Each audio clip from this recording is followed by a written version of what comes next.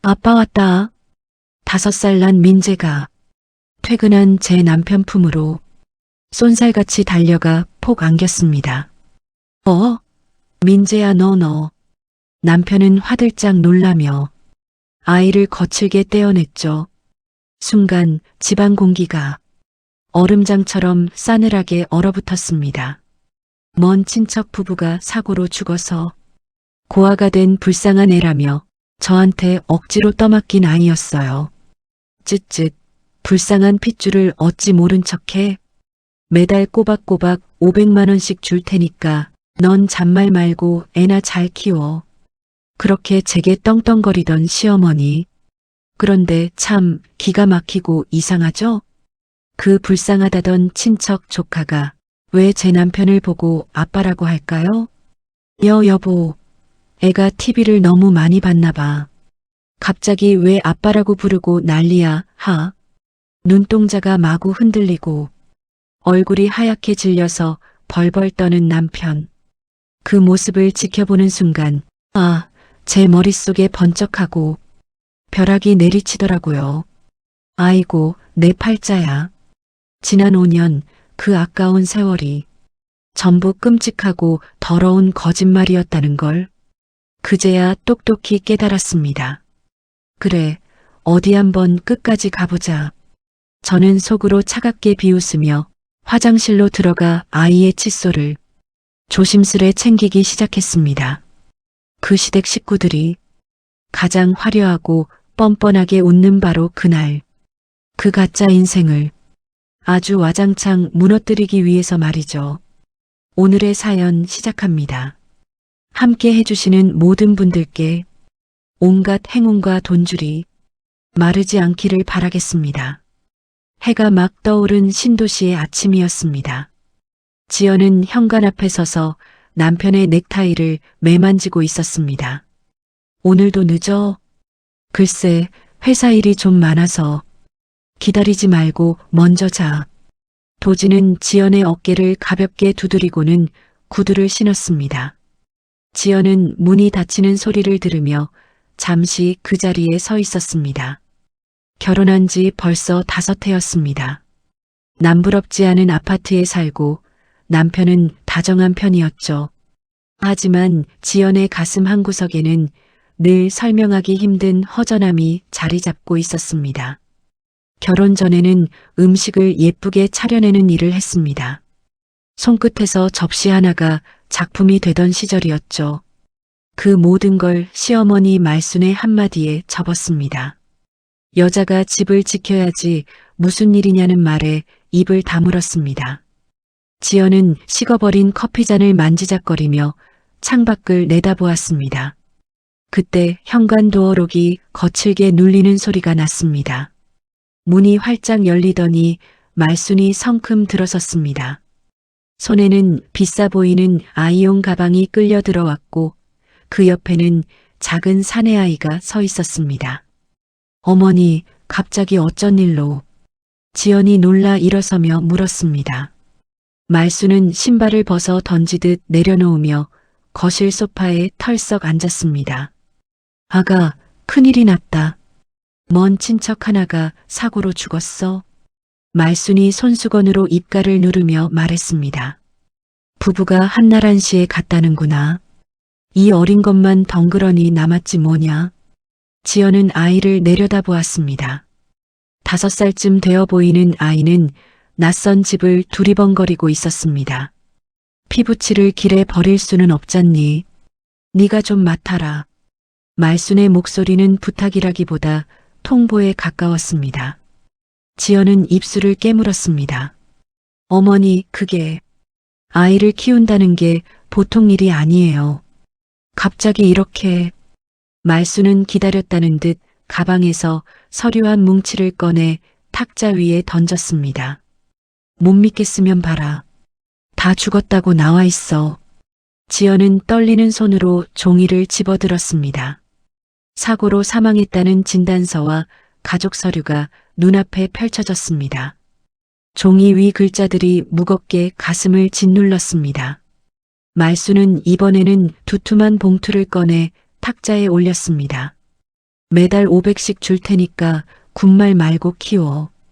봉투 입구로 빳빳한 지폐가 비쳤습니다. 지연은 그 봉투를 보는 순간 묘한 모욕감이 치밀었습니다. 마치 사람을 돈으로 사들이는 듯한 기분이었죠. 어머니, 돈 문제가 아니라. 허허, 말 많다. 도진이한테 물어봐. 걔도 다 안다. 지연은 곧장 남편에게 전화를 걸었습니다. 신호음이 두어 번 울리고 도진이 받았습니다. 여보, 어머니가 갑자기 애를 데려오셨는데. 아, 그거. 나도 들었어. 서류도 다 확인했고. 어머니 말씀대로 하자. 전화기 너머 도진의 목소리는 너무도 태연했습니다. 지연은 순간 말문이 막혔습니다. 마치 이 모든 일을 미리 알고 있었던 사람처럼 들렸으니까요. 당신도 알고 있었어? 불쌍한 애잖아. 잠깐만 데리고 있자. 부탁할게. 전화가 끊겼습니다. 지연은 휴대폰을 내려놓고 아이를 다시 바라보았습니다. 아이는 어느새 소파 끝에 쪼그려 앉아 작은 손가락만 만지작거리고 있었습니다. 부모를 잃었다는 그 작은 생명을 어떻게 외면하겠습니까? 지연은 천천히 무릎을 굽혀 아이와 눈높이를 맞췄습니다. 이름이 뭐니? 민재요. 기어들어가는 목소리였습니다. 그래, 민재야. 누나가 아니, 이모가 잘해줄게. 지연은 억지로 미소를 지어 보였습니다. 말수는 그 모습을 보며 만족스럽게 자리에서 일어났습니다. 잘 생각했다. 애 옷이랑 물건은 다 좋은 걸로만 챙겨. 아무거나 입히지 말고. 네, 어머니. 말순이 떠나고 집안에 정적이 내려앉았습니다. 지연은 낯선 아이와 단둘이 거실에 남겨졌습니다. 그날부터 기묘한 동거가 시작됐습니다. 말수는 양육비를 준다는 이유로 시도 때도 없이 집을 드나들었습니다. 먼 친척 아이라기엔 유난스러울 만큼 민재를 챙겼습니다. 좋은 옷, 좋은 장난감만 고집했죠. 밤마다 민재는 알 수 없는 악몽에 시달렸습니다. 엄마, 엄마. 식은땀을 흘리며 울부짖는 아이를 지연은 밤새 끌어안고 달랬습니다. 괜찮아, 괜찮아. 이모 여기 있어. 지연은 잠 한숨 제대로 못 자고 아이를 돌봤습니다. 그런데 이상하게도 도진은 그날 이후로 부쩍 바빠졌습니다. 야근이 잦아지고 주말마다 출장을 핑계로 집을 비웠습니다. 육아는 고스란히 지연의 몫이 됐습니다. 그러던 어느 날이었습니다. 저녁상을 차리던 지연은 민재가 복숭아 통조림을 보고 손살에 치는 모습을 보았습니다. 민재야, 이거 달고 맛있어. 한 입만. 안 먹어요. 먹으면 입이 막 가려워요. 지연의 손이 순간 멈췄습니다. 도진도 복숭아만 먹으면 온몸이 가려워 병원에 간 적이 있었습니다. 그뿐이 아니었습니다. 민재의 왼쪽 눈썹 아래에는 작은 점이 하나 있었습니다. 도진의 얼굴에도 똑같은 자리에 점이 있었죠. 지연은 가슴이 서늘해지는 걸 느꼈습니다. 그날 밤 지연은 조심스레 도진에게 말을 꺼냈습니다. 여보, 민재 말이야. 당신이랑 닮은 데가 많은 것 같아. 도진의 손에 들린 젓가락이 멈췄습니다. 무슨 소리야? 먼 친척이면 피가 섞여서 그런 거지. 도진의 목소리가 평소와 달리 날카로웠습니다. 왜 그렇게 화를 내? 그냥 닮았다는 거지. 쓸데없는 소리 좀 그만해. 도진은 숟가락을 내려놓고 방으로 들어가 버렸습니다. 지연은 텅 빈 식탁에 홀로 앉아 한참을 멍하니 있었습니다. 며칠 뒤 지연은 민재의 짐가방을 정리하다 영수증 한 장을 발견했습니다. 말순의 카드가 아닌 다른 결제 내역이었습니다. 젊은 여자들이 즐겨 사는 비싼 수입 아동복 영수증이었죠. 서명란에는 낯선 글씨가 휘갈겨져 있었습니다. 지연의 손끝이 미세하게 떨렸습니다. 이 아이 뒤에 시어머니 말고 또 다른 누군가가 있다는 직감이 들었습니다. 또 며칠 뒤 지연은 민재가 늘 끼고 다니던 가방을 빨래하려다 안주머니에서 낡은 수첩 하나를 꺼냈습니다. 수첩을 펼치자 사진 한 장이 툭 떨어졌습니다. 화려하게 차려입은 낯선 여자가 민재를 안고 활짝 웃고 있는 사진이었습니다. 지연은 그 얼굴에서 묘한 기시감을 느꼈습니다. 어디선가 본 듯한 얼굴이었습니다. 지연은 창고 깊숙이 박혀있던 도진의 옛 사진첩을 뒤졌습니다. 대학 시절 앨범을 한 장씩 넘기던 지연의 손이 한 곳에서 멈췄습니다. 도진의 옆에 다정하게 서 있는 여자. 수첩 속 사진의 여자와 같은 얼굴이었습니다. 지연은 사진을 든 채 그 자리에 굳어버렸습니다. 심장이 쿵쿵 뛰기 시작했습니다. 가짜일지도 모를 사망 진단서, 닮은 점들, 그리고 이 여자. 흩어져 있던 조각들이 하나의 그림으로 맞춰지고 있었습니다. 지연은 도진의 휴대폰을 몰래 들여다보려 했습니다. 하지만 도진은 언제부턴가 비밀번호를 복잡하게 바꾸고 집안에서도 휴대폰을 손에서 놓지 않았습니다. 지연은 잠든 민재의 얼굴을 가만히 내려다보았습니다. 아이를 바라보는 자신의 마음이 예전 같지 않았습니다. 밀려오는 배신감과 혼란 속에서 지연은 입술을 꾹 깨물었습니다. 뭔가 단단히 잘못되어 가고 있었습니다. 민재가 집에 온 지 어느덧 3달이 흘렀습니다. 지연은 속에서 들끓는 의심을 꾹 누른 채 겉으로는 아무렇지 않은 척했습니다. 아침마다 민재를 씻기고 옷을 입히고 밥을 먹였습니다. 다정한 엄마 노릇을 하는 데에는 엄청난 인내가 필요했죠. 말수는 매달 양육비를 보낼 때마다 통장에 한마디씩 남겼습니다. 거지 신세 면하게 해줘서 고맙냐는 식의 말들이었습니다. 그 글자들을 볼 때마다 지연은 입술이 바르르 떨렸습니다. 그러던 어느 날 지연은 어린이집에 낼 서류를 떼러 병원에 갔습니다. 의사가 차트를 보더니 고개를 갸웃했습니다. 민재 혈액형이 좀 드문 편이네요. 흔치 않은 형인데. 지연의 손에 든 종이컵이 흔들렸습니다. 도진의 집안에 바로 그 드문 혈액형이 흐르고 있었습니다. 지연은 애써 태연하게 인사하고 병원을 나섰습니다. 이제 의심은 거의 확신으로 바뀌고 있었습니다. 그날 밤 지연은 아파트 지하 주차장으로 내려갔습니다. 도진의 차에서 블랙박스 메모리를 빼내려 했죠.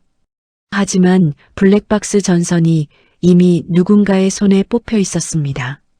지연은 차가운 주차장에 서서 마른 침을 삼켰습니다. 그날 오후 어린이집에서 돌아온 민재가 이상하게 들떠 있었습니다. 창밖을 자꾸 힐끔거리고 현관 쪽을 서성였습니다. 민재야, 뭘 그렇게 기다려? 지연이 장난감을 쥐어주며 물었습니다. 민재는 입을 꾹 다물고 배시시 웃기만 했습니다.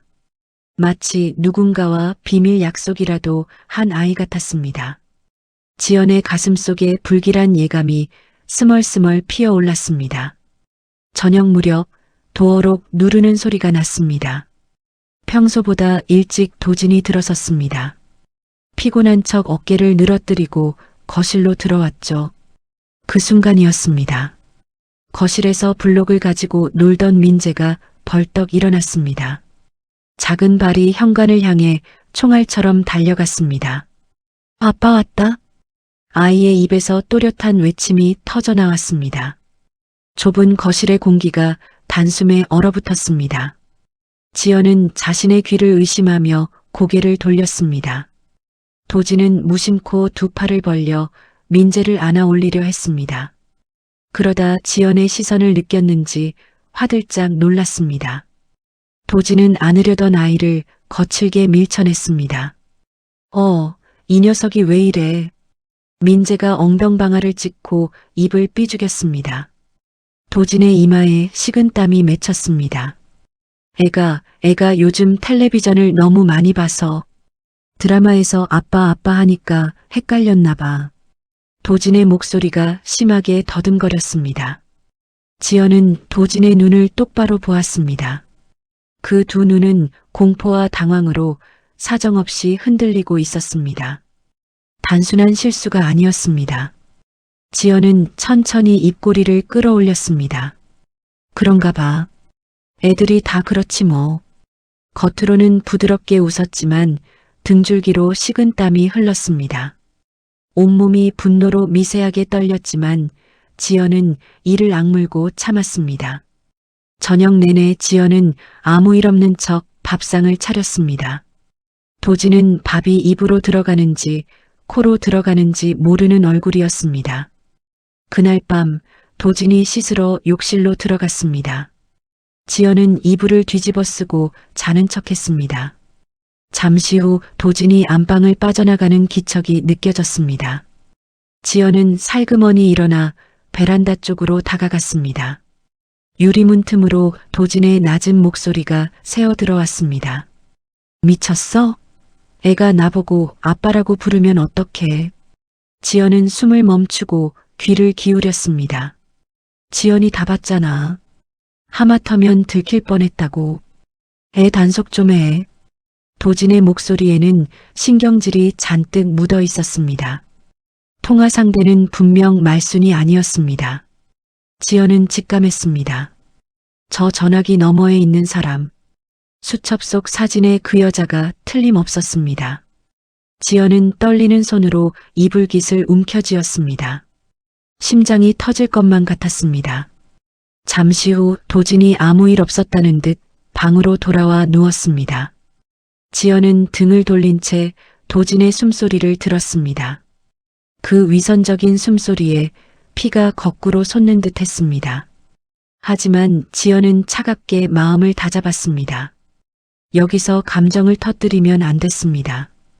울고불고 따져봤자 저들은 또 거짓말로 빠져나갈 게 뻔했죠. 지연은 결심했습니다. 증거를 모아야 했습니다. 빈틈없는 증거로 이 거짓을 산산조각 내겠다고 다짐했습니다.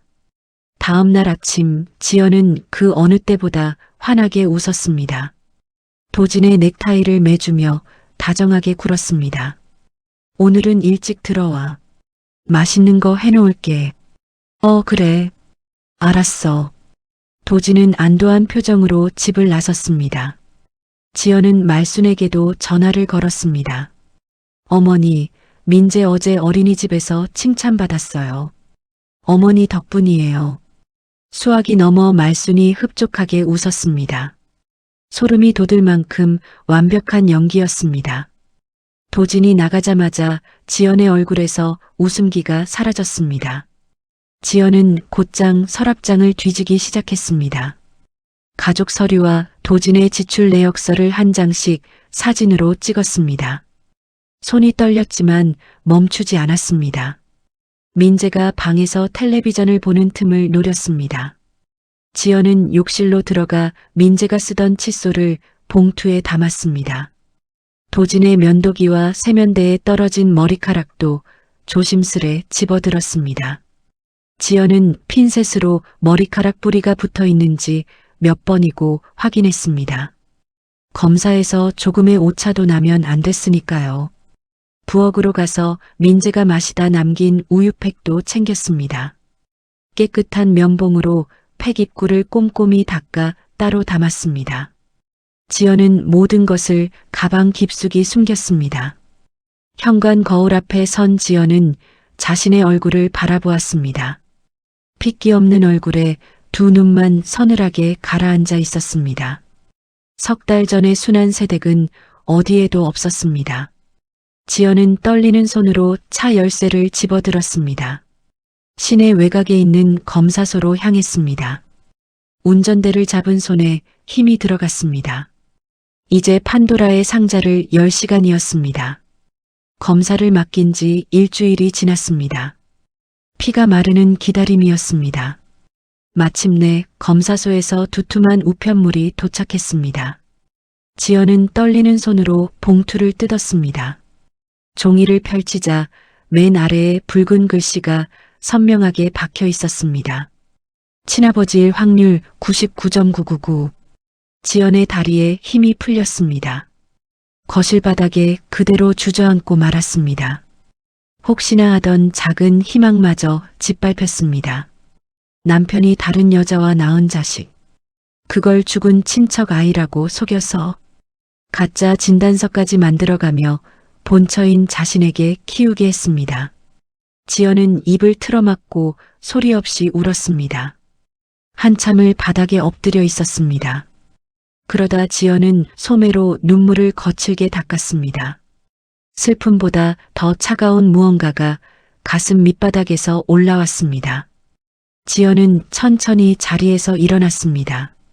먼저 사진 속 여자부터 찾아야 했습니다. 죽었다던 그 여자가 정말 살아있는지 확인해야 했죠. 지연은 그동안 몰래 모아둔 비상금을 전부 털었습니다. 용하다고 소문난 흥신소를 찾아갔습니다. 이 여자를 좀 찾아주세요. 어디 사는지 뭘 하는지 전부요. 지연이 사진을 내밀며 말했습니다. 흥신소 사내가 사진을 받아들고 고개를 끄덕였습니다. 며칠만 주십시오. 사람 찾는 건 어렵지 않습니다. 조사를 맡긴 지 며칠 지나지 않은 날이었습니다. 지연은 볼 일이 있어 시내 백화점에 들렀습니다. 명품 매장 앞을 지나는데 낯익은 얼굴이 보였습니다. 지연은 그 자리에 우뚝 멈춰 섰습니다. 수첩 속 사진의 여자였습니다. 여자는 양손 가득 쇼핑백을 들고 카드를 내밀고 있었습니다. 지연은 기둥 뒤로 몸을 숨겼습니다. 점원들이 여자에게 허리를 굽히며 굽실거렸습니다. 지연은 떨리는 손으로 휴대폰을 들어 그 모습을 찍었습니다. 그때 흥신소에서 연락이 왔습니다. 조사 결과는 지연의 눈으로 본 그대로였습니다. 죽었다던 여자는 멀쩡히 살아 있었습니다. 이름은 수진. 지연의 집에서 차로 10분 거리의 고급 아파트에 살고 있었습니다. 더 기가 막힌 건 그 다음이었습니다. 그 비싼 아파트의 주인이 시어머니 말순이었습니다. 말순은 지연에게 500을 주면서 수진에게는 그 3배가 넘는 돈을 매달 보내고 있었습니다. 지연은 흥신소가 보내온 사진들을 한 장씩 넘겼습니다. 수진은 짙은 화장에 명품으로 온몸을 휘감고 있었습니다. 낮에는 고급 헬스장과 마사지 가게를 드나들었습니다. 지연이 잠 못 자며 아이 똥기저귀 갈 때 저 여자는 호강을 누리고 있었던 겁니다. 지연은 사진을 쥔 손을 부르르 떨었습니다. 며칠 뒤 흥신소 사내가 다시 연락을 해왔습니다. 오늘 저녁에 그 집에서 모임이 있는 것 같습니다. 직접 보시겠습니까? 지연은 짙게 선팅된 차를 빌렸습니다. 수진의 아파트 지하 주차장 구석에 차를 세우고 기다렸습니다. 해가 지고 어둑해질 무렵이었습니다. 퇴근한 도진이 나타났습니다. 도진은 제 집처럼 자연스럽게 현관으로 들어갔습니다. 지연은 운전대를 움켜쥐었습니다. 2시간쯤 지났을까요? 이번에는 말순이 나타났습니다. 양손에 고기며 반찬거리를 가득 들고 있었습니다. 말순은 콧노래까지 부르며 안으로 들어갔습니다. 지연만 쏙 빼놓은 그들만의 진짜 가족 모임이었습니다. 지연은 어금니를 꽉 물었습니다. 흥신소 사내가 맞은편 건물에서 그 집을 살피고 있었습니다. 사내는 거실 앞모습을 찍어 지연에게 보내왔습니다. 수진과 도진 그리고 말순 3사람이 술잔을 부딪히며 웃고 있었습니다. 사내는 그들의 목소리까지 담아보냈습니다. 지연은 이어폰을 귀에 꽂고 그 소리를 들었습니다. 그 멍청한 며느리 공짜로 애 봐주고 좋다네. 돈 한 푼 안 들이고 식모 하나 부리는 거지 뭐. 조금만 더 참아. 곧 이혼시키고 너 본처 자리에 앉힐 테니까. 지연은 그 말을 듣는 순간 피가 거꾸로 솟았습니다. 지난 5년의 세월이 송두리째 농락당한 기분이었습니다. 지금 당장 뛰어 올라가 머리채를 잡고 싶었습니다. 지연은 허벅지를 꼬집으며 가까스로 참았습니다. 여기서 터뜨리면 저들 좋은 일만 시키는 꼴이었죠. 지연은 차창에 이마를 대고 깊게 숨을 들이쉬었습니다. 가장 화려한 순간에 저들의 가짜 행복을 박살내겠다. 지연은 그렇게 다짐했습니다.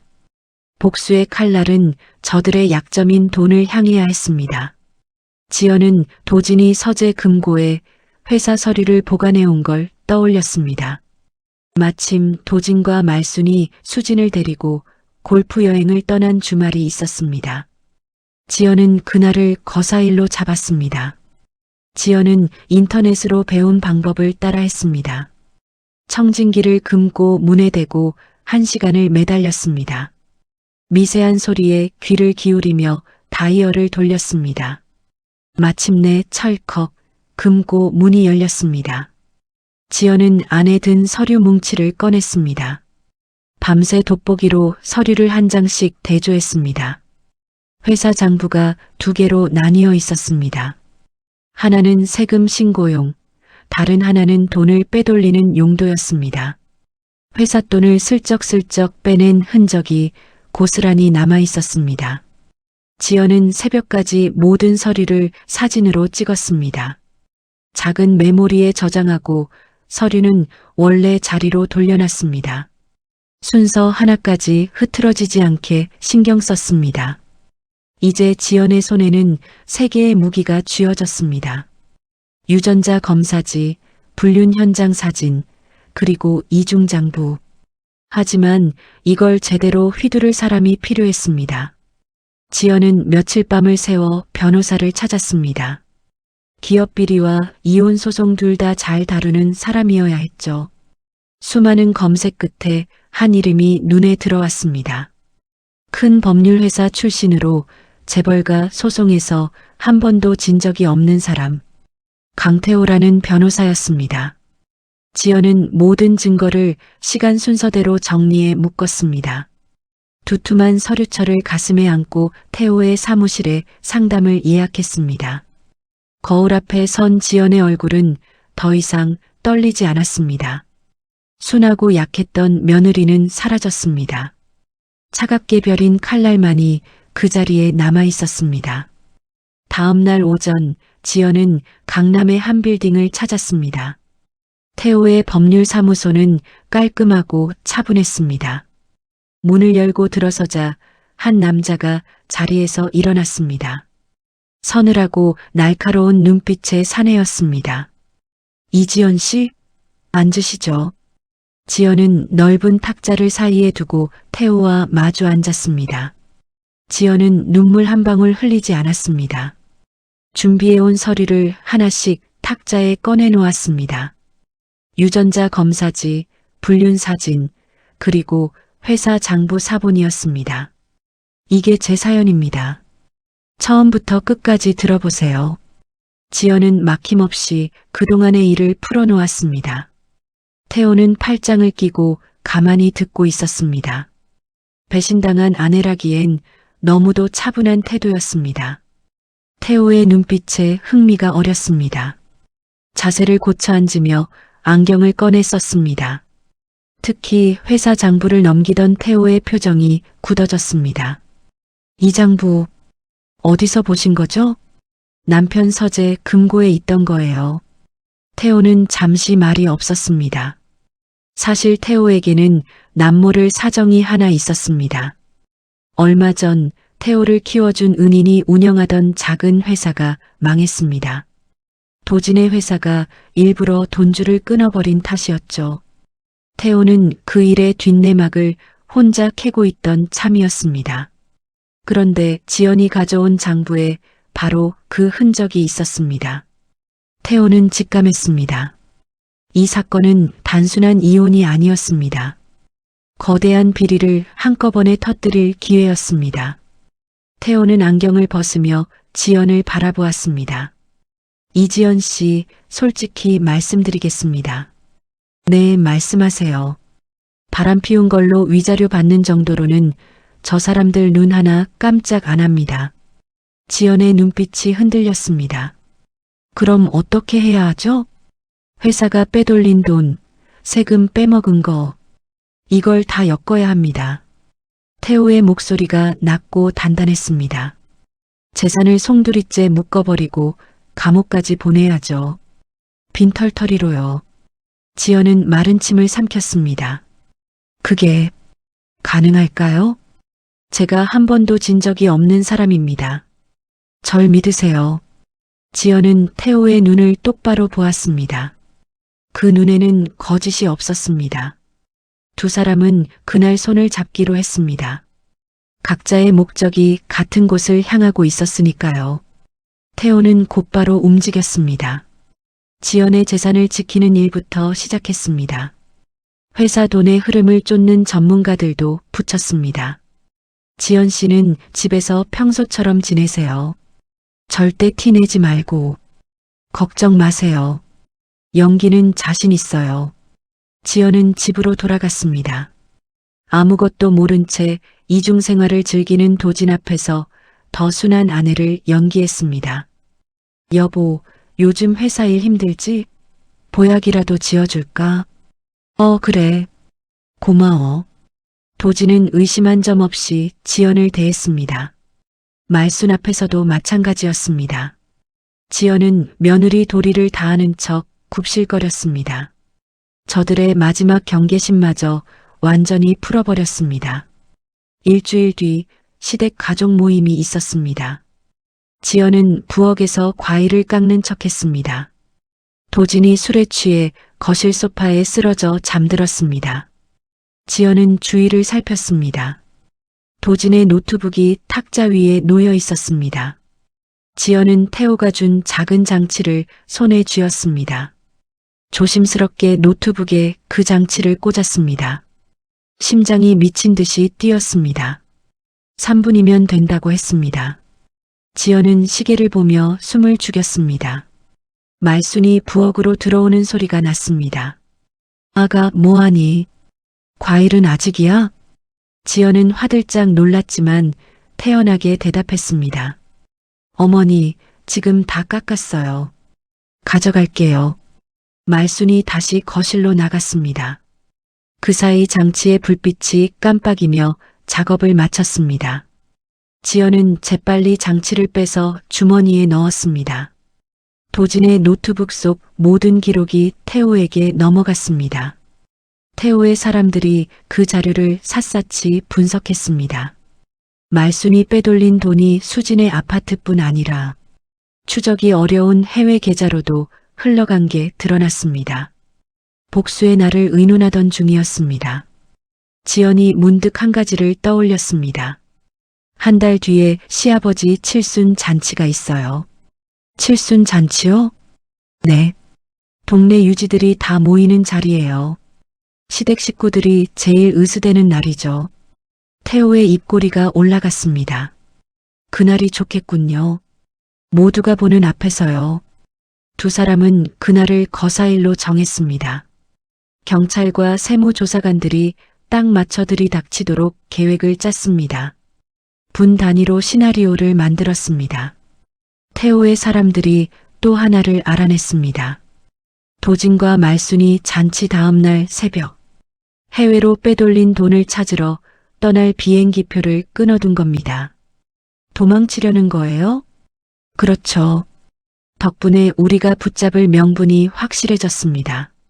날이 다가올수록 도진과 수진은 더 대담해졌습니다. 말순은 지연에게 잔치 준비를 노예처럼 시켰습니다. 답례품 포장부터 손님 명단까지 다 떠넘겼습니다. 아가, 이것도 안 됐냐? 손이 그렇게 굼떠서야. 말순의 폭언이 쏟아졌습니다. 지연은 묵묵히 다 받아냈습니다. 밤이면 서재에 앉아 잔치날 보여줄 자료를 정리했습니다. 저들의 추악한 진실이 담긴 자료였습니다. 잔치를 일주일 앞두고 지연은 태호의 사무실을 찾았습니다. 모든 준비를 마지막으로 점검했습니다. 법원에 재산을 묶어달라는 서류도 몰래 넣었습니다. 태호가 따뜻한 차 한 잔을 건넸습니다. 이거 받으세요. 긴장 풀고 마셔요. 고마워요. 그리고 이것도 보세요. 태호가 서류 하나를 내밀었습니다. 지연이 옛날에 했던 음식 일을 다시 살릴 수 있게 작은 회사를 세우는데 필요한 서류였습니다. 이 전쟁이 끝나면 혼자서도 당당히 설 수 있게 미리 준비해 둔 거였습니다.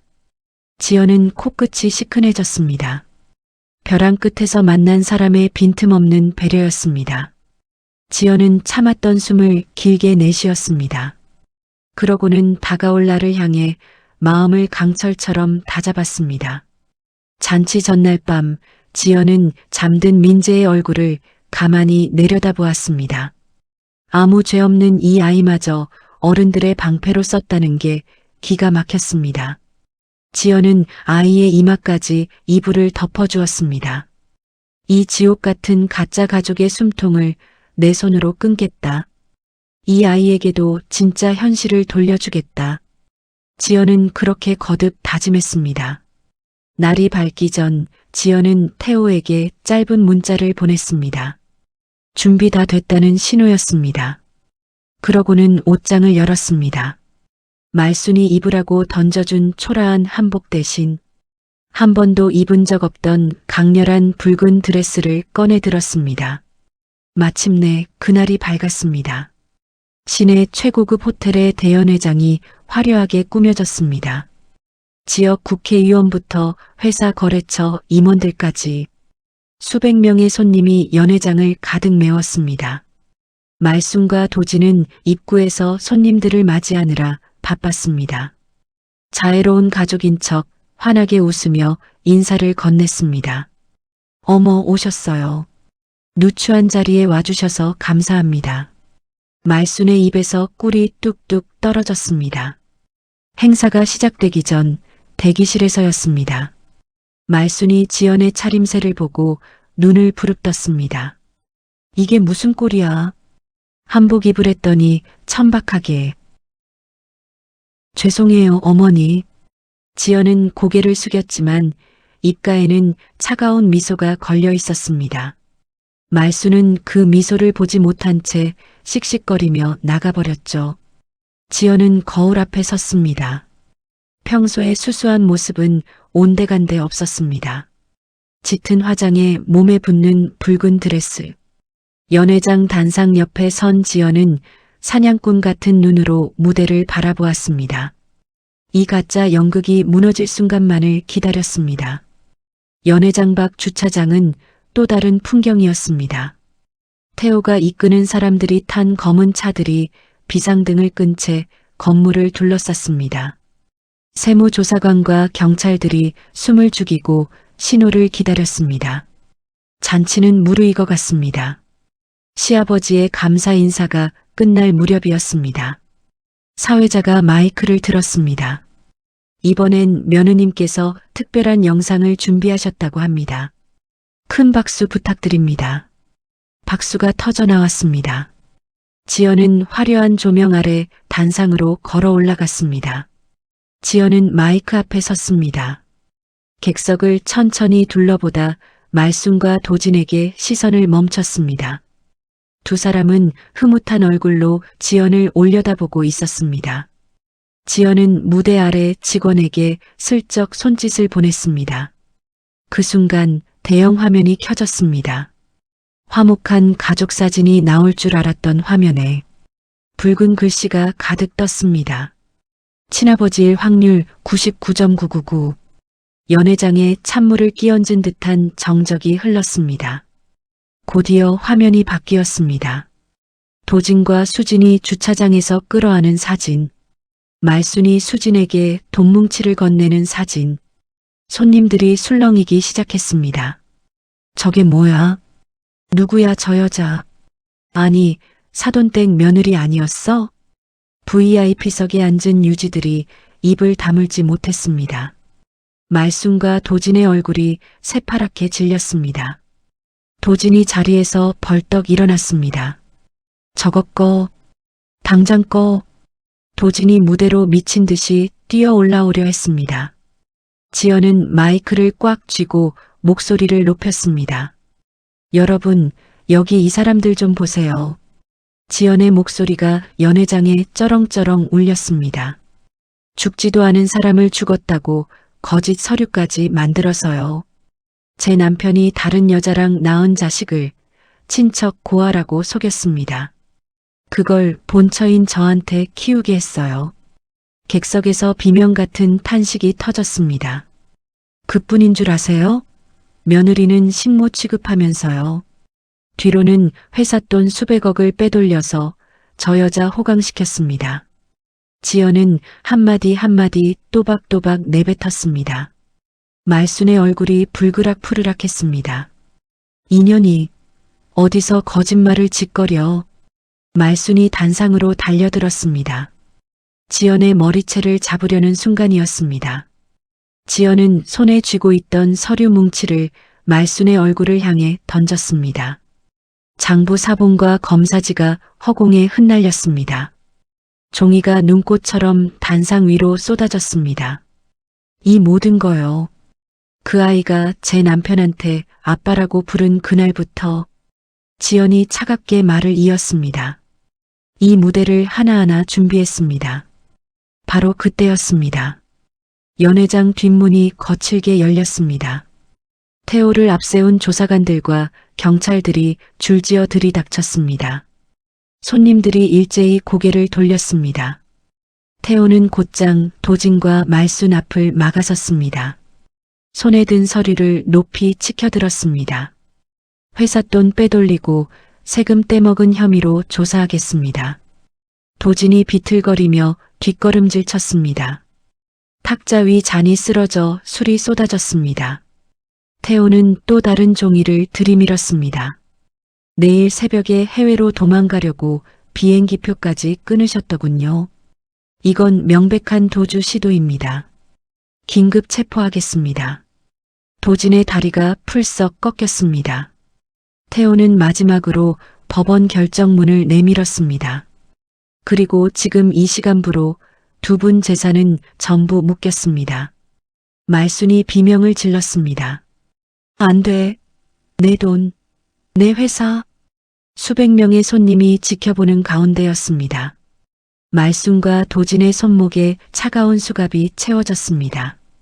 평생 쌓아온 체면이 한순간에 진흙탕에 처박혔습니다. 그토록 기세등등하던 말순이었습니다. 다리가 풀려 바닥에 주저앉았습니다. 말순은 지연의 드레스 자락을 붙잡고 매달렸습니다. 아가 잘못했다. 한 번만 살려다오. 응?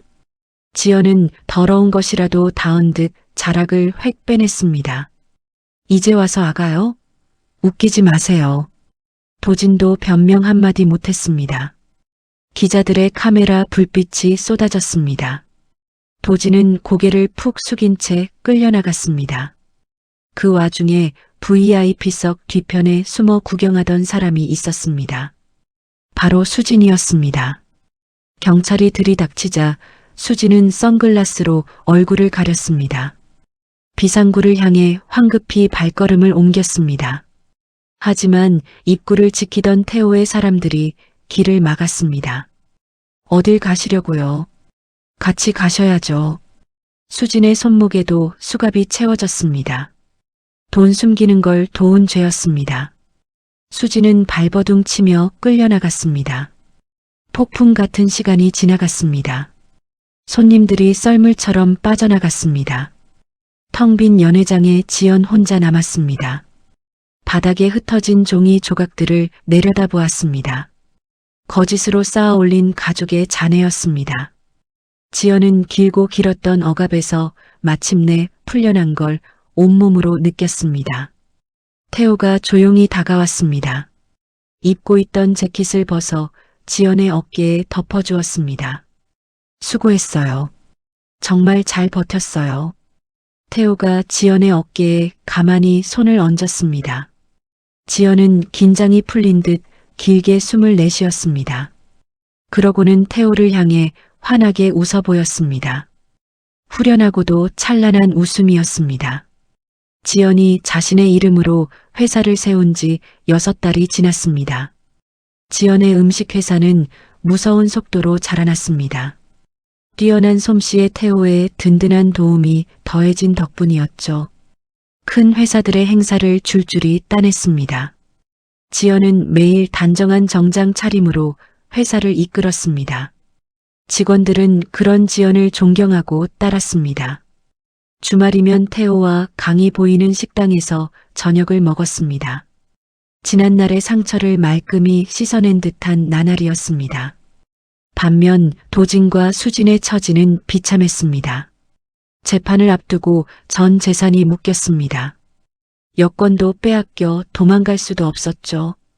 두 사람은 도시 외곽의 허름한 모텔방을 전전했습니다. 곰팡내 나는 좁은 방이었습니다. 말수는 이미 감옥에 갇혀 있었습니다. 주범으로 가장 먼저 실형을 살게 됐죠. 도진은 옛 친구들에게 전화를 돌렸습니다. 나야, 도진이. 돈 좀 잠깐 빌려줄 수 있을까?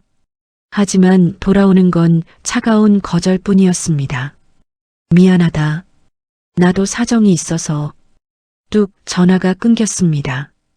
도진은 수화기를 내동댕이 쳤습니다. 희망이 사라진 도진은 술에 절어 살았습니다. 싸구려 소주병을 쥐고 수진에게 화풀이를 했습니다. 다 너 때문이야. 너만 아니었으면. 도진이 밥그릇을 집어던졌습니다. 왜 나한테 그래? 너도 좋다고 했잖아. 수진도 지지 않고 악을 썼습니다. 좁은 방에서 두 사람은 매일같이 으르렁댔습니다. 그러던 어느 날이었습니다. 수진이 유통기한 지난 컵라면을 먹고 있었습니다. 켜놓은 텔레비전에서 뉴스가 흘러나왔습니다. 화면에 지연의 얼굴이 떠올랐습니다. 당당하게 인터뷰하는 성공한 사업가의 모습이었습니다. 저희 회사는 정직한 음식으로 보답하겠습니다. 수진의 손이 부들부들 떨렸습니다. 먹던 컵라면을 텔레비전에 집어던졌습니다. 전현이 왜 잘 살아? 수진의 눈에 핏발이 섰습니다. 모든 걸 빼앗기고 바닥까지 떨어진 수진이었습니다. 그 마음속에 광기 어린 도끼가 차올랐습니다. 지연이 이룬 모든 걸 잿더미로 만들겠다는 생각뿐이었습니다. 수진은 술에 취해 골아떨어진 도진의 뺨을 후려쳤습니다. 일어나. 정신 차려. 아, 왜 때려? 미쳤어? 우리 이대로 죽을 거야? 전현한테 복수해야지. 도진의 흐리멍덩한 눈에 도끼가 돌기 시작했습니다. 두 사람은 끔찍한 일을 꾸미기 시작했습니다. 수진은 며칠 동안 지연의 회사 근처를 어슬렁거렸습니다. 책 넓은 모자에 마스크로 얼굴을 가렸습니다. 건물 구조와 감시, 카메라가 닿지 않는 곳을 살폈습니다. 밤에 경비원이 도는 시간까지 수첩에 적었습니다. 도진도 가만히 있지 않았습니다. 들킬까봐 현금만 썼습니다. 도시 외곽의 여러 가게를 돌아다녔습니다. 기름통과 쇠막대기를 조금씩 나눠 샀습니다. 남의 명의로 된 차 트렁크에 그것들을 숨겼습니다. 모텔방 화장실 구석에 차곡차곡 모았습니다. 두 사람의 계획은 단순하고 잔인했습니다. 경비가 허술한 주말 새벽이었습니다. 지연의 회사 1층 창문을 깨고 기름을 붓는 거였습니다. 건물을 통째로 불태워버리겠다는 속셈이었습니다. 지연을 빈털터리로 만들겠다는 거였죠. 거사를 이틀 앞둔 밤이었습니다. 수진과 도진은 검은 옷으로 갈아입었습니다. 차 번호판에 진흙을 발라가렸습니다. 지연의 회사 뒷골목으로 슬그머니 들어갔습니다. 마지막으로 동선을 점검하는 예행 연습이었습니다. 하지만 두 사람은 까맣게 모르고 있었습니다. 태호가 지연의 안전을 위해 손을 써놓았다는 걸요. 회사 주변에 보안팀을 몰래 깔아놨던 겁니다. 밤낮 없이 건물을 지키고 있었죠. 그날 밤 순찰을 돌던 보안 요원이 이상한 걸 발견했습니다. 건물 뒤 쓰레기장 쪽이었습니다. 손전등 불빛이 어른거리고 사람 그림자가 움직였습니다. 요원은 적외선 카메라로 그 모습을 똑똑히 담았습니다. 본부 뒤편에 수상한 사람 둘 포착. 뭔가 적고 있습니다. 요원이 즉시 태호에게 영상을 보냈습니다. 태호는 자다가 연락을 받고 일어났습니다. 영상을 본 태호의 눈빛이 매서워졌습니다. 웅크린 체형과 걸음걸이, 한눈에 도진과 수진임을 알아봤습니다. 이것들이 불을 지르려는 거구나. 태호는 직감했습니다. 다음 날 아침 태호가 지연의 집을 찾아갔습니다. 지연 씨, 이거 봐요. 어젯밤에 찍힌 겁니다. 지연은 영상을 들여다보았습니다. 쇠막대기를 든 도진의 모습이 보였습니다. 그 소름 끼치는 살기에 지연은 잠시 멈칫했습니다. 저 사람들 진짜 미쳤네요. 끝까지 발악하는 거죠. 이번에 완전히 끊어냅시다.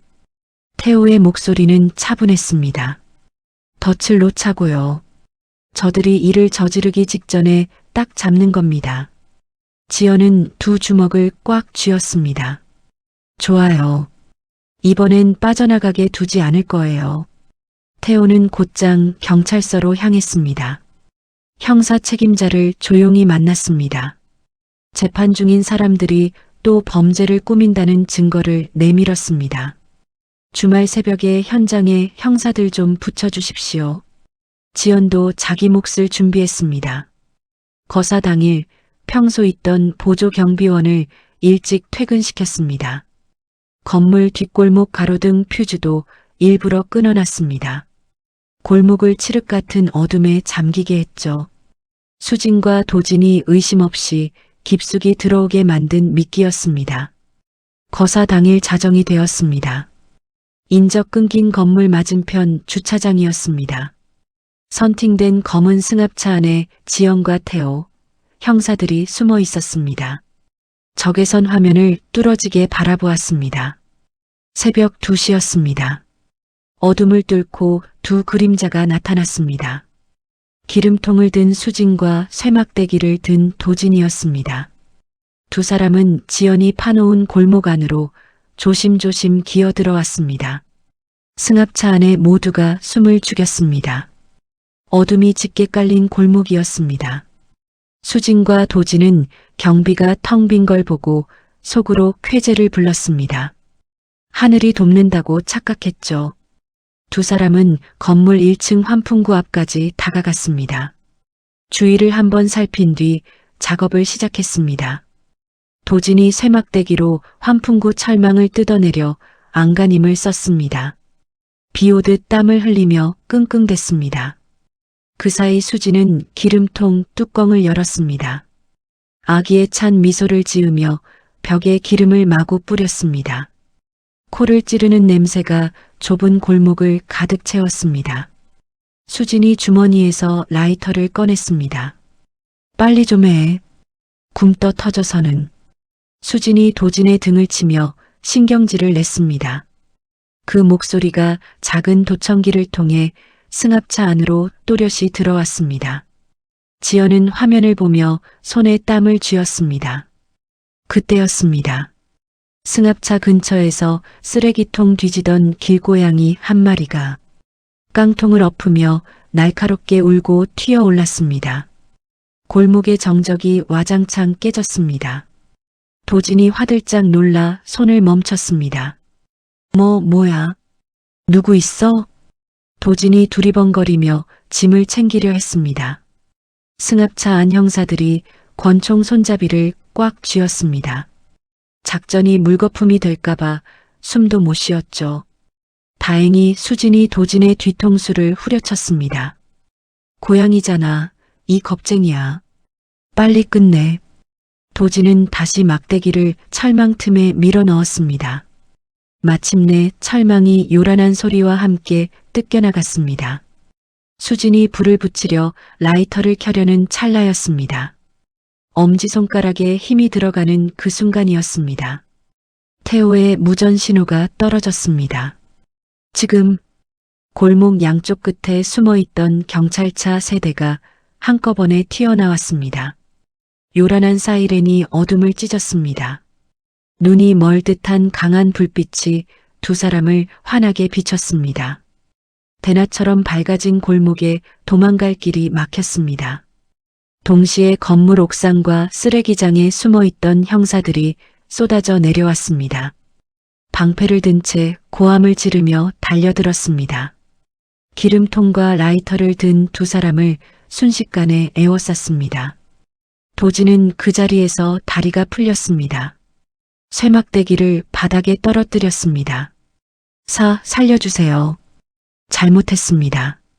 도지는 주저앉아 오줌까지 지렸습니다. 비참한 꼴이었습니다. 반면 수지는 끝까지 정신을 못 차렸습니다. 기어코 라이터를 켜 불을 던지려 발버둥 쳤습니다. 그때 보안 요원 하나가 짐승처럼 날아올랐습니다. 수진의 손목을 꺾어 바닥에 눌렀습니다. 불 안 붙은 라이터가 대구르르 굴러 하수구로 떨어졌습니다. 바로 그 순간이었습니다. 검은 승합차 문이 열렸습니다. 단정한 차림의 지연이 천천히 걸어 나왔습니다. 태호가 그 곁을 지켰습니다. 두 사람이 포위망 한가운데로 걸어 들어왔습니다. 바닥에 짓눌린 수진이 지연을 올려다보았습니다. 그제야 모든 걸 깨달았습니다. 스스로 덫에 걸어 들어왔다는 사실을요. 이년아, 네가 다 꾸민 거지. 수진이 뺨이 눌린 채 저주를 퍼부었습니다. 지연은 천천히 허리를 굽혔습니다. 수진의 얼굴 가까이 다가갔습니다. 남의 인생 훔치려던 사람 끝이 고작 이거예요? 지연의 목소리는 서늘했습니다. 기름통 들고 불 지르려다 잡힌 신세라니. 딱하네요. 수진은 악만 쓸 뿐 아무 말도 못했습니다. 옆에 있던 도진이 수갑찬 손으로 지연의 구두 끝을 붙잡았습니다. 지연아, 살려줘. 다 수진이가 시킨 거야. 나는 억지로. 도진이 눈물 콧물을 쏟으며 또 남 탓을 했습니다. 지연은 경멸 어린 눈으로 발을 빼버렸습니다. 끝까지 한결같네. 그 입 좀 다물어. 지연은 차갑게 고개를 돌렸습니다. 형사 책임자가 바닥에 널브러진 기름통을 가리켰습니다. 뜯어진 환풍구도 가리켰습니다. 명백한 증거가 다 있습니다. 앙심 품고 불 지르려 한 죄 무겁습니다. 형사가 두 사람에게 권리를 읽어주었습니다. 차가운 수갑이 등 뒤로 채워졌습니다. 두 사람은 경찰차 뒷좌석으로 끌려갔습니다. 그 와중에도 수지는 도진을 손톱으로 할퀴었습니다. 다 너 때문이야. 너 만난 게 내 인생 망친 거야. 뭐, 네가 먼저 꼬셨잖아. 두 사람은 차 안에서 피 터지게 싸웠습니다. 그 꼴을 본 지연은 깊은 숨을 내쉬었습니다. 자신을 올가매던 더러운 인연의 뿌리가 완전히 그리고 영원히 뽑혀나간 걸 느꼈습니다. 경찰차들이 사이렌을 울리며 모두 떠났습니다. 골목에 다시 정적이 찾아왔습니다. 극도의 긴장이 풀린 탓이었을까요? 지연이 갑자기 휘청하며 중심을 잃었습니다. 태호가 재빨리 다가가 지연의 허리를 감싸 안았습니다. 괜찮아요? 네. 이제 정말 끝난 거죠? 네. 끝났어요. 다 끝났습니다. 두 사람은 아무 말 없이 밤하늘을 올려다보았습니다. 길고 길었던 폭풍우가 진정으로 지나갔습니다. 며칠 뒤 신문과 인터넷에 큰 기사가 떴습니다. 재판받던 전 남편과 그 여자가 앙심을 품고 전처의 회사에 불을 지르려다 현장에서 붙잡혔다는 내용이었습니다. 사람들의 반응은 뜨거웠습니다. 지연을 향한 응원이 쏟아졌습니다. 끔찍한 배신을 이겨내고 홀로 선 강한 여성이라는 거였죠. 오히려 회사의 이름값이 치솟는 뜻밖의 결과를 낳았습니다. 한편 따로 갇힌 수진과 도진은 면회 오는 사람 하나 없었습니다. 좁은 방에서 매일 벽을 치며 서로를 원망했습니다. 남은 평생을 감옥에서 썩어갈 일만 남았죠. 방화 사건과 회삿돈 사건이 한데 묶여 마지막 재판이 열렸습니다. 무거운 침묵이 법정에 내려앉았습니다. 지연과 태호는 방청석 뒷자리에 조용히 앉았습니다. 푸른 옷을 입은 수진과 도진이 끌려 나왔습니다. 핏기 없는 초췌한 얼굴이었습니다. 백발의 판사가 입을 열었습니다. 피고인들은 죄가 매우 무겁습니다. 판사의 목소리가 법정에 울렸습니다. 바람 피운 걸 숨기려 사람을 속이고 재산을 빼돌린 것도 모자라 불까지 질러 사람을 해치려 했습니다. 판사는 잠시 말을 멈췄다 이었습니다. 도진에게 징역 15년, 수진에게 징역 20년을 선고합니다. 선고가 떨어지는 순간이었습니다. 수진이 충격을 이기지 못하고 입에 거품을 물며 쓰러졌습니다. 교도관들이 수진을 들고 나갔습니다. 도진은 방청석의 지연을 향해 무릎을 꿇었습니다. 지연아, 살려줘. 제발. 도진의 울부짖음이 법정에 퍼졌습니다. 하지만 그 소리는 차가운 벽을 넘지 못했습니다. 지연은 눈 하나 깜짝하지 않았습니다. 같은 시각 시어머니 말순도 비참했습니다. 지방교도소에 갇혀 충격으로 정신이 오락가락했습니다. 면회 오는 이 하나 없었습니다. 차가운 독방벽에 머리를 찌우며 며느리 이름만 불렀습니다. 아가야, 아가야. 선고 후 도진은 더 험한 교도소로 옮겨졌습니다. 수감자들 틈에서 매일 화장실 청소와 고된 일을 했습니다. 뼈저린 고통 속에 하루하루를 버텼습니다. 수진도 다르지 않았습니다. 여자 교도소에서도 허영심을 버리지 못했죠. 다른 사람들을 무시하다 따돌림을 당했습니다. 지옥 같은 나날이었습니다. 한편 두 사람이 오래 갇히면서 문제가 하나 남았습니다. 바로 8살이 된 민재였습니다. 친부모와 할머니가 모두 감옥에 가버렸으니까요. 민재는 보호시설로 보내졌습니다. 지연은 이 소식을 듣고 마음이 무거웠습니다. 아이에게는 죄가 없었습니다. 어른들의 추악한 욕심에 이용당했을 뿐이죠. 지연은 조용히 움직였습니다. 민재가 좋은 가정에 입양되도록 뒤에서 도왔습니다. 법적인 일도 돈 문제도 소리 없이 해결했습니다. 마음씨 좋은 부부가 민재를 데려갔습니다. 지연은 거기서 멈추지 않았습니다. 이름을 밝히지 않고 매달 양육비와 학비를 보냈습니다. 어른들의 죄에서 아이를 완전히 떼어내 지켜주고 싶었던 겁니다. 지난 일을 잊은 건 아니었습니다.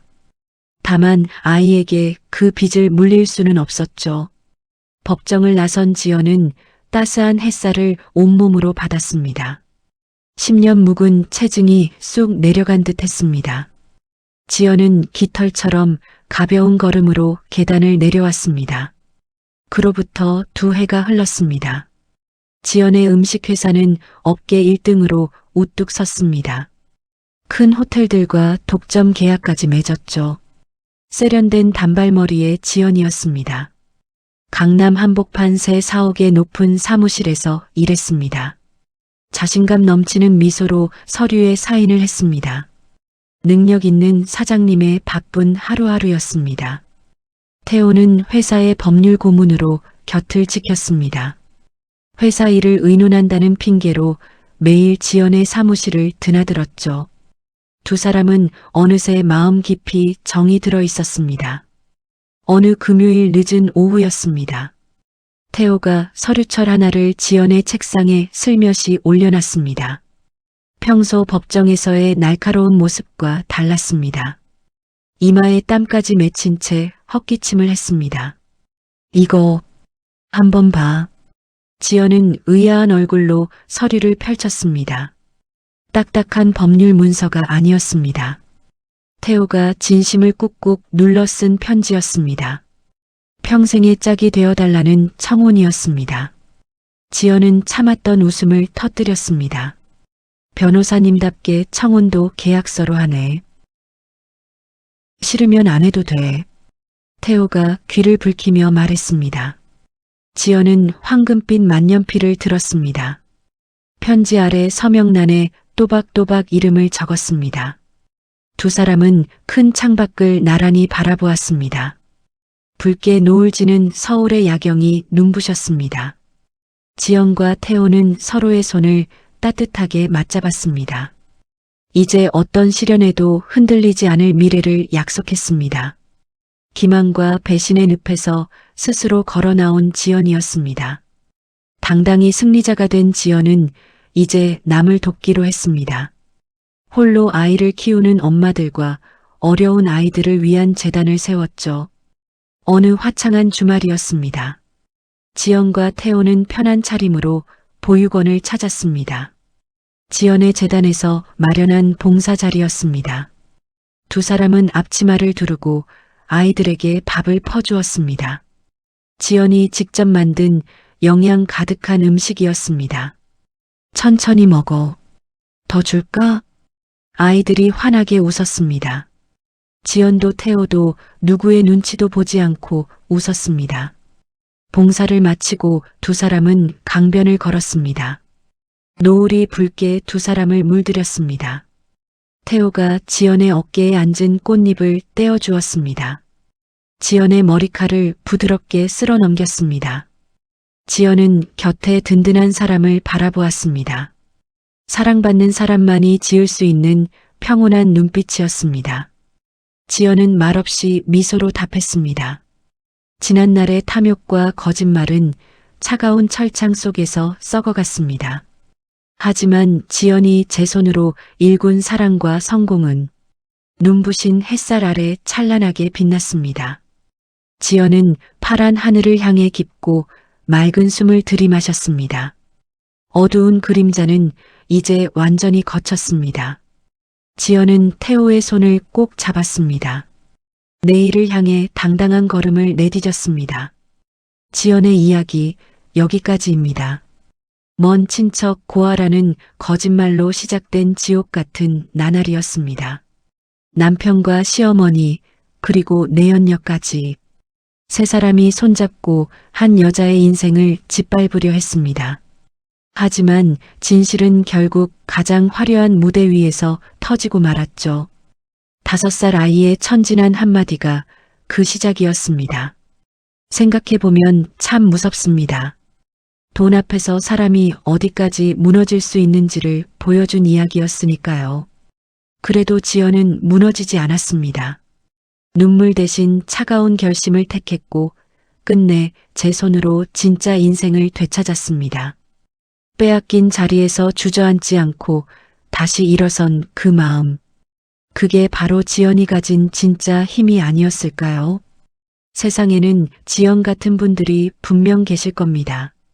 지금 힘든 시간을 견디고 계신 분이 있다면 부디 지연처럼 끝까지 자신을 지켜내시길 진심으로 바랍니다. 여러분의 남은 인생에는 거짓 대신 진실이, 배신 대신 사랑이 가득하기를 빌어보겠습니다. 어디서들 듣고 계신가요? 오늘도 이야기를 끝까지 들어주신 분이 계시다면 잘 들었다고 댓글과 구독 남겨주세요. 감사합니다.